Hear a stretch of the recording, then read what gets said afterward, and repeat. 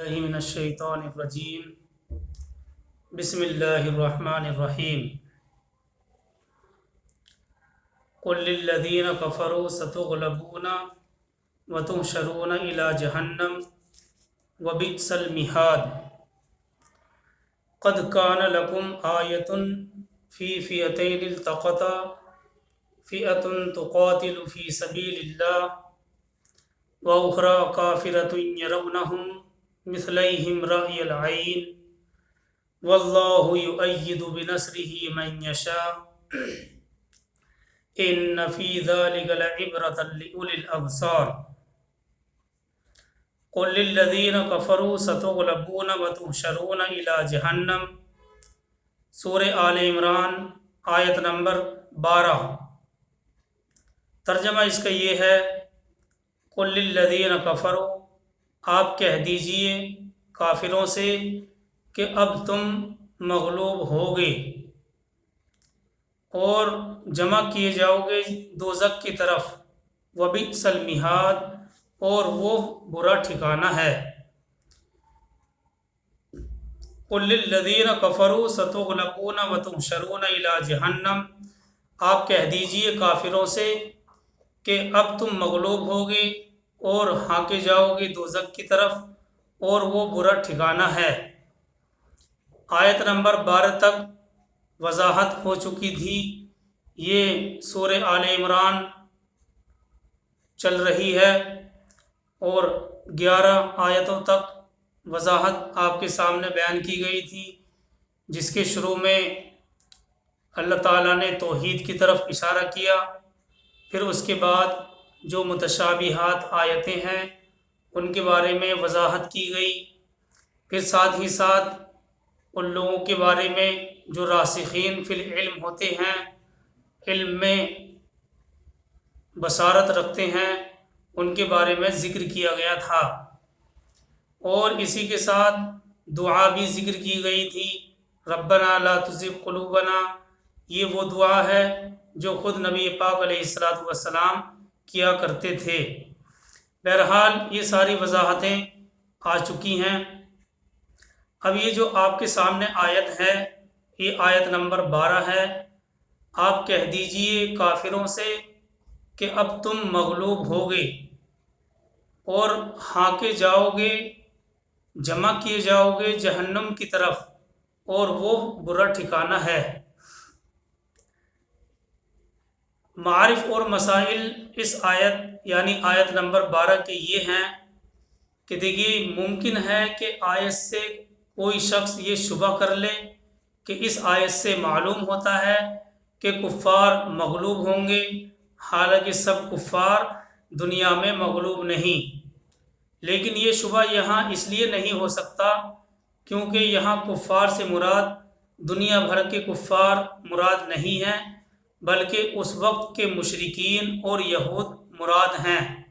چنانچہ مشرکین کو قتل اور قید کیا گیا تھا، اور یہود کو قتل اور قید کے ساتھ ساتھ جزیہ اور جلا وطنی کے ذریعے سے مغلوب کیا گیا، اور اللہ کی یہ پیشن گوئی سچی اور حق ثابت ہوئی۔ یہ آل عمران آیت نمبر 12 سے متعلق تفسیر ابن کثیر میں ہے کہ اے محمد صلی اللہ علیہ وسلم، کافروں سے کہہ دیجئے کہ تم دنیا میں بھی ذلیل اور رسوا ہوگے اور قیامت کے دن بھی ہانک کر جہنم میں جمع کیے جاؤ گے، جو بدترین بچھونا ہے۔ سیرت ابن اسحاق سے روایت کر کے ابن کثیر نے لکھا ہے کہ جب جنگ بدر کی جنگ سے حضور صلی اللہ علیہ وسلم کامیاب ہو کر لوٹے تو بنو قینقاع کے بازار میں یہودیوں کو جمع کیا اور فرمایا، سرکار دو عالم صلی اللہ علیہ وسلم نے اس سے پہلے کہ قریش کی طرح تم کو بھی ذلت اور رسوائی اٹھانی پڑے، ماتحتی قبول کر لو۔ تو اس سرکش جماعت نے جواب دیا کہ چند قریشیوں کو جو جنگ کے فنون سے ناآشنا تھے، جو جنگ کرنا جانتے بھی نہیں تھے، آپ نے انہیں ہرا لیا اور دماغ میں غرور سما گیا اگر ہم سے لڑائی ہوئی تو ہم بتا دیں گے کہ لڑنے والے ایسے ہوتے ہیں، آپ کو ابھی تک ہم سے پالا ہی نہیں پڑا ہے۔ اس پر قرآن کریم کی یہ آیت نازل ہوئی اور فرمایا گیا کہ فتح بدر نے یہ ظاہر کر دیا ہے کہ اللہ تعالیٰ اپنے سچے اور پسندیدہ دین کو اور اس دین کو ماننے والوں کو عزت اور حرمت عطا فرمانے والا ہے۔ وہ اپنے رسول کا اور آپ کی اطاعت گزار امت کا خود مدد کرنے والا ہے۔ وہ اپنی باتوں کو ظاہر اور غالب کرنے والا ہے۔ اسی چیز کی طرف اس آیت یعنی آیت نمبر 12 کے اندر اشارہ کیا گیا ہے۔ اے محمد صلی اللہ علیہ وسلم، قل للذین کفروا ستغلبون وتحشرون الی جہنم وبئس المہاد۔ اے نبی صلی اللہ علیہ وسلم، آپ فرما دیجئے کہ تم دنیا ان قریب مغلوب کیے جاؤ گے اور ہانکے جاؤ گے جہنم کی طرف، اور وہ برا ٹھکانہ ہے۔ آگے چلتے ہیں آیت نمبر 13 کی طرف۔ اللہ تعالیٰ فرماتے ہیں قد کان لکم آیۃ فی فئتین التقطا فئۃ تقاتل فی سبیل اللہ واخری کافرۃ یرونہم مثلیہم رأی العین واللہ یؤید بنصرہ من یشاء۔ قد کان لکم فی فئتین التقطا، لفظی ترجمہ تو ایسے ہوگا قد کان لکم، یقیناً تمہارے لیے نشانی ہے ان دو جماعتوں کے سلسلے میں جو آمنے سامنے ہوئیں۔ یقیناً تمہارے لیے نشانی ہے ان دو جماعتوں کے بارے میں جو آمنے سامنے ہوئیں۔ مطلب خیز ترجمہ ایسے ہوتا ہے تمہارے لیے دو گروہوں میں جو جنگ بدر کے دن آپس میں بھڑ گئے تھے، خدا کی قدرت کی بڑی نشانی اس کے اندر تھی۔ ایک گروہ خدا کی راہ میں لڑ رہا تھا اور دوسرا گروہ کافروں کا تھا، ان کو اپنی آنکھوں سے دو گنا دیکھ رہے تھے۔ یرونہم مثلیہم رأی العین، وہ ان کو اپنی آنکھوں سے دو گنا دیکھ رہے تھے، اور اللہ اپنی نصرت سے جس کو چاہتا ہے مدد دیتا ہے۔ جو بصیرت رکھنے والے ہیں ان کے لیے اس واقعے میں بڑی عبرت ہے۔ تمہارے لیے دو گروہوں میں جو جنگ بدر کے دن آپس میں بھڑ گئے تھے، خدا کی قدرت کی بڑی نشانی ہے۔ ایک گروہ خدا کی راہ میں لڑ رہا تھا اور دوسرا گروہ کافروں کا تھا، وہ ان کو اپنی آنکھوں سے دو گنا دیکھ رہے تھے، اور اللہ اپنی نصرت سے جس کو چاہتا ہے مدد دیتا ہے۔ جو بصیرت رکھنے والے ہیں اس واقعے میں ان کے لیے بڑی عبرت ہے۔ ابن کثیر میں ہے دو جماعتیں جنگ میں آمنے سامنے ہو گئی تھیں، ایک صحابہ کی جماعت، صحابہ کرام کی جماعت، اور دوسری مشرکین کی۔ یہ واقعہ جنگ بدر میں پیش آیا جو حق اور باطل کا پہلا معرکہ تھا۔ اس دن مشرکین پر اللہ کی جانب سے اس قدر رعب غالب آیا اور اللہ نے اپنے بندوں کی اس طرح مدد کی کہ مسلمان گنتی میں مشرکین سے کم تھے، لیکن مشرکین کو اپنے سے دگنے نظر آ رہے تھے۔ اللہ تبارک و تعالیٰ نے اپنے بندوں کی اس طرح مدد کی کہ مسلمان گنتی میں کم تھے لیکن مشرکین کو اپنے سے دگنے نظر آ رہے تھے۔ مشرکین نے جنگ شروع ہونے سے پہلے ہی جاسوسی کے لیے عمیر بن سعد کو بھیجا تھا، جس نے آ کر یہ اطلاع دی کہ صرف 300 ہیں یا کچھ کم یا کچھ زیادہ ہوں گے، اور حقیقت بھی واقعہ یہی ہے کہ صرف 313 تھے۔ لیکن جنگ شروع ہوتے ہی اللہ تبارک و تعالیٰ نے اپنے خاص اور چنندہ 1000 فرشتے بھیجے اور مدد کی۔ اسی سورہ عمران آل عمران میں آگے آیت نمبر 123 میں اللہ تبارک و تعالی فرمائیں گے، آگے آئے گی وہ آیت، وَلَقَدْ نَصَرَكُمُ اللَّهُ بِبَدْرٍ وَأَنْتُمْ أَذِلَّةٌ، یہ پارہ نمبر 4 میں آئے گی، یقیناً اللہ نے تمہاری مدد کی بدر میں جب تم کمزور تھے، تو اللہ سے ڈرو تاکہ تم شکر گزار بن جاؤ۔ یہ سن 2 ہجری کا واقعہ ہے، جو جنگ بدر کا واقعہ ہے یہ سن 2 ہجری کا واقعہ ہے۔ اصل میں بدر ایک گاؤں کا نام ہے جہاں سالوں سال یعنی ہر سال میلہ لگا کرتا تھا۔ یہ مقام اس حصے کے قریب ہے جہاں ملک شام سے مدینے جانے کا راستہ دشوار گزار گھاٹیوں میں سے ہو کر گزرتا تھا۔ مدینۃ المنورہ سے تقریباً 80 میل کے فاصلے پر یہ مقام ہے۔ یہ سن 2 ہجری کا واقعہ ہے، اور بدر ایک اسی کے نام سے ہے۔ بدر ایک گاؤں کا نام ہے جہاں سالوں سال ہر سال میلہ لگتا تھا۔ یہ مقام اس حصے کے قریب ہے جہاں ملک شام سے مدینہ جانے کا راستہ دشوار گزار گھاٹیوں سے ہو کر گزرتا تھا۔ مدینہ منورہ سے تقریباً 80 میل کے فاصلے پر یہ مقام واقع ہے۔ دیکھیے، قریش نے ہجرت کے بعد ہی مدینے پر حملہ کرنے کی تیاری شروع کر دی تھی۔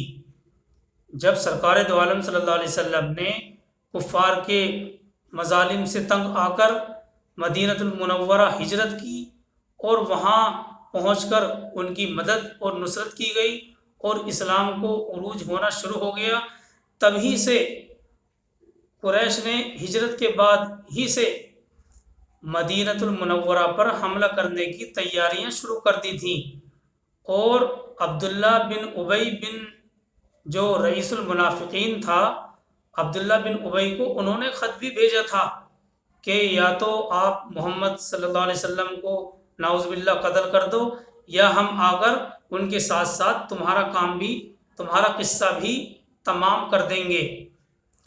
قریش کی چھوٹی چھوٹی ٹکڑیاں، چھوٹی چھوٹی جماعت مدینے کے آس پاس گشت لگاتی پھرتی تھیں، اور ایک شخص مدینے کی چراگاہوں تک آ کر قتل و غارت گری کر گیا تھا۔ تو بہرحال یہ ساری جھڑپیں ہوتی رہیں، اور انہوں نے تیاری ہجرت کے فوراً بعد سے ہی شروع کر دی تھی۔ دیکھیے، ایک چیز سمجھنے کی یہ ہے کہ حملے کے لیے سب سے بڑی ضرورت جنگ کے آلات ہوتے ہیں۔ اس لیے اب کے موسم میں قریش کا جو تجارت کا قافلہ ملک شام کو روانہ ہوا، اس حیثیت سے روانہ ہوا تھا کہ مکے کی تمام آبادی میں جس کے پاس جو رقم موجود تھی وہ ساری کی ساری انہوں نے دے دی۔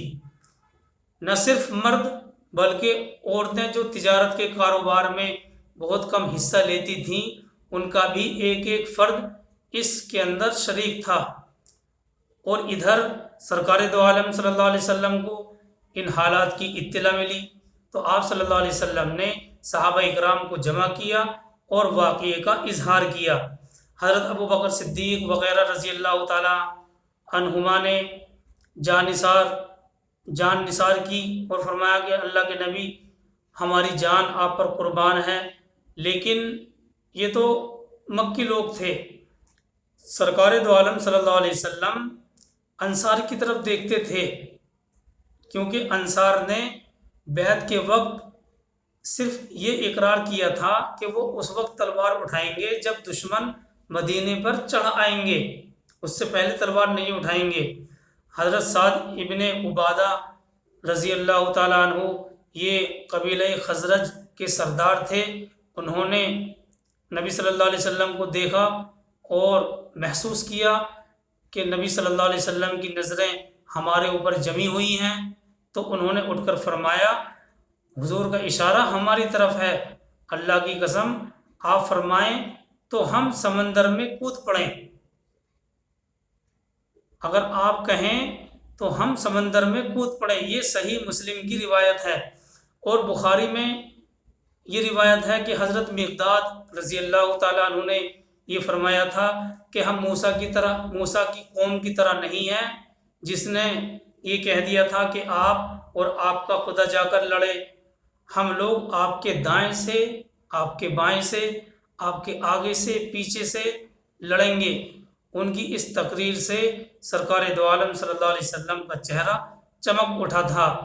بہرحال 12 رمضان 2 ہجری کو آپ تقریباً 313 جانثار صحابہ کے ساتھ نکلے۔ 1 میل چل کر نبی صلی اللہ علیہ وسلم نے فوج کا جائزہ لیا۔ جو کم عمر تھے، عمر میں ابھی کم تھے، واپس کر دیے گئے کہ ایسے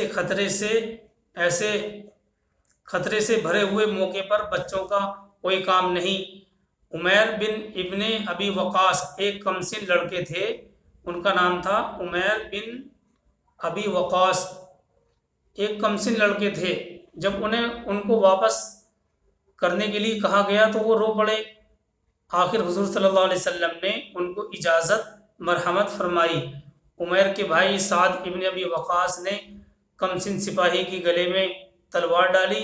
اب فوج کی تعداد کل 313 تھی، جس میں 60 مہاجر تھے اور باقی انصار تھے۔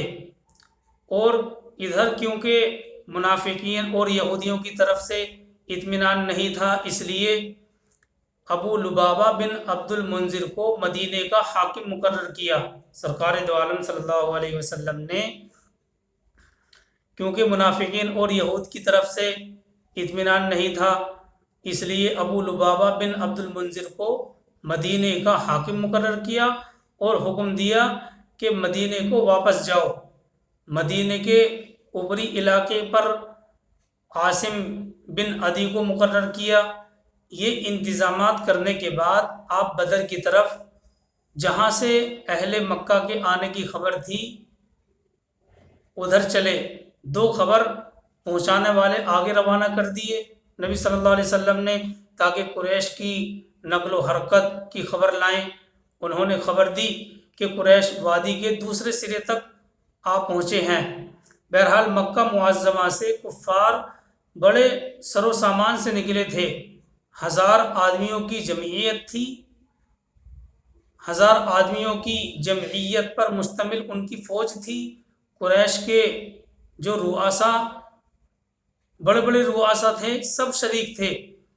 ابو لہب مجبوری کی وجہ سے نہیں آ سکا تھا، اس لیے اپنی طرف سے اس نے اپنا قائم مقام بھیج دیا تھا۔ انہوں نے فوج کے لیے رست کا بھی انتظام کیا تھا، کمک کا بھی انتظام کیا تھا، اور قریش کے رؤسا عتبہ بن ربیعہ، اسی طرح سے حارث بن عامر، نضر بن حارث اور ابو جہل، امیہ وغیرہ وغیرہ، یہ باری باری ہر روز ہر دن 10 اونٹ ذبح کرتے تھے اور لوگوں کو کھلایا کرتے تھے۔ اور عتبہ بن ربیعہ جو قریش کا سب سے معزز شخص تھا، فوج کا سپہ سالار تھا۔ قریش کو بدر کے قریب پہنچ کر معلوم ہوا کہ ابو سفیان کا قافلہ خطرے کی زد سے نکل گیا ہے، تو قبیلہ زہرہ کے سرداروں نے کہا کہ اب لڑنا ضروری نہیں ہے، لیکن ابو جہل نہیں مانا اور جنگ پر مصر رہا۔ اور اسی طرح سے اہل قریش کیونکہ پہلے پہنچ گئے تھے، انہوں نے مناسب جگہوں پر قبضہ جما لیا تھا، اور اس کے برخلاف مسلمانوں کے پاس کنویں اور چشمے نہیں تھے، کنواں بھی نہیں تھا، چشمہ بھی نہیں تھا۔ زمین ایسی ریتیلی تھی کہ اونٹوں کے پاؤں زمین میں دھس جایا کرتے تھے۔ حضرت حباب بن منذر نے حضور صلی اللہ علیہ وسلم کی خدمت میں آ کر عرض کیا، اللہ کے نبی، جو مقام جو جگہ آپ نے منتخب کی ہے، کیا یہ جگہ وحی کے ذریعے سے منتخب کی گئی ہے، یعنی اللہ کا حکم ہے، یا آپ کی کوئی فوجی تدبیر ہے؟ اللہ کے نبی صلی اللہ علیہ وسلم نے ارشاد فرمایا، وحی نہیں ہے، یہ اللہ کی طرف سے حکم نہیں ہے، بلکہ یہ تو فوجی تدبیر ہے۔ تو حضرت حباب نے عرض کیا تو بہتر یہ ہوگا کہ آگے بڑھ کر ہم چشموں پر قبضہ کر لیں اور آس پاس کے کنویں بیکار کر دیں۔ آپ نے یہ رائے پسند فرمائی اور اسی پر عمل کیا گیا۔ یہ سیرت ابن ہشام میں ہے، اور حسن اتفاق یہ ہے کہ مہ برس گیا، بارش آنے لگی، جس کی وجہ سے گرد جم گئی تھی اور جگہ جگہ پانی کو روک کر چھوٹے چھوٹے حوض بنا لیے گئے تھے تاکہ وضو اور غسل کرنے کے کام آ سکیں۔ اس قدرتی احسان کا اللہ تبارک و تعالیٰ نے قرآن میں بھی ذکر کیا ہے۔ سورہ انفال آیت نمبر 11 کے اندر اللہ تعالیٰ ارشاد فرماتے ہیں وَيُنَزِّلُ مِنَ السَّمَاءِ مَاءً لِيُطَهِّرَكُمْ وَيُنَزِّلُ مِنَ السَّمَاءِ مَاءً لِيُطَهِّرَكُمْ، اور جب اللہ نے پانی برسایا آسمان سے تاکہ تم کو پاک کرے۔ سیرت ابن ہشام جلد نمبر 2 میں ہے۔ یہ رات کا وقت تھا، تمام صحابہ نے رات بھر آرام کیا، لیکن صرف ایک ذات ایسی تھی، یعنی نبی پاک علیہ السلام کی ذات ایسی تھی جس نے صبح تک بیدار ہو کر ساری رات دعا کے اندر گزاری، ساری رات دعا میں مشغول رہے اور اللہ کی بارگاہ میں عرض کیا کہ اے اللہ، یہ مٹھی بھر مسلمان اگر آج ختم ہو گئے تو روئے زمین پر تیری عبادت کرنے والا کوئی نہیں رہے گا۔ اور اسی طرح سے اللہ تبارک و تعالیٰ نے اللہ کے نبی صلی اللہ علیہ وسلم کی دعا کو مقبول فرمایا اور آپ کی دعا رنگ لائی۔ صبح ہوئی تو آپ صلی اللہ علیہ وسلم نے لوگوں کو نماز کے لیے آواز دی اور اس کے بعد وعظ اور نصیحت فرمائی۔ تو بہرحال یہ صحابہ اکرام کی جانثارانہ رویہ تھا جو انہوں نے نبی پاک علیہ السلام کے ساتھ کیا، اور صاف کہہ دیا تھا حضرت مقداد نے کہ ہم موسیٰ علیہ السلام کی قوم کی طرح نہیں ہیں، جنہوں نے کہہ دیا تھا کہ تم اور تمہارا خدا جا کر لڑے اور ہم یہاں بیٹھے ہوئے ہیں، ہم تو آپ کے آگے سے، پیچھے سے، دائیں سے، بائیں سے، ہر طرف سے لڑیں گے، اور اگر آپ ہم کو سمندر میں کودنے کے لیے کہیں گے تو ہم سمندر میں بھی بے جھجک کود جائیں گے۔ یہ جنگ بدر کے خاص واقعات ہیں جن سے آگاہ کرنا ضروری ہے تاکہ پورے واقعے بدر کا جو اصل جز ہیں وہ ہمارے سامنے آ جائیں۔ اسی طرح سے اور بھی بہت سارے جز ہیں، وہ بھی ہم آپ کے سامنے رکھیں گے، اور تاکہ پورا واقعی کی نوعیت ہمارے سامنے آ جائے۔ تو بہرحال یہ آیت نمبر 12 اور آیت نمبر 13 میں سورہ آل عمران میں اسی کی طرف اشارہ کیا گیا ہے۔ قُلْ لِلَّذِينَ كَفَرُوا سَتُغْلَبُونَ وَتُحْشَرُونَ إِلَىٰ جَهَنَّمَ وَبِئْسَ الْمِہَادُ، اے نبی صلی اللہ علیہ وسلم آپ کہہ دیجئے کافروں سے ان قریب تم مغلوب ہوگے اور جمع کیے جاؤ گے جہنم کی طرف، اور وہ برا ٹھکانہ ہے۔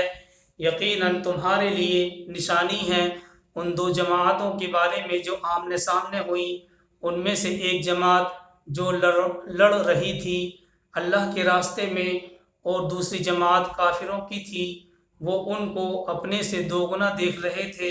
یرونہم مثلیہم رأی العین، وہ ان کو اپنے سے دوگنا دیکھ رہے تھے۔ واللہ یؤید بنصرہ من یشاء، اور اللہ مدد دیتا ہے اور اللہ مضبوط کرتا ہے اپنی مدد سے جس کو چاہے۔ بے شک اس واقعے میں بصیرت رکھنے والوں کے لیے نصیحت ہے۔ اللہ تعالی ہم سب کو عمل کی توفیق عطا فرمائے۔ اس واقعے کے اور بھی جز ہیں، وہ انشاءاللہ کل آپ کے سامنے رکھے جائیں گے۔ اللہ تعالی عمل کی توفیق عطا فرمائے۔ سبحان اللہ و بحمدہ۔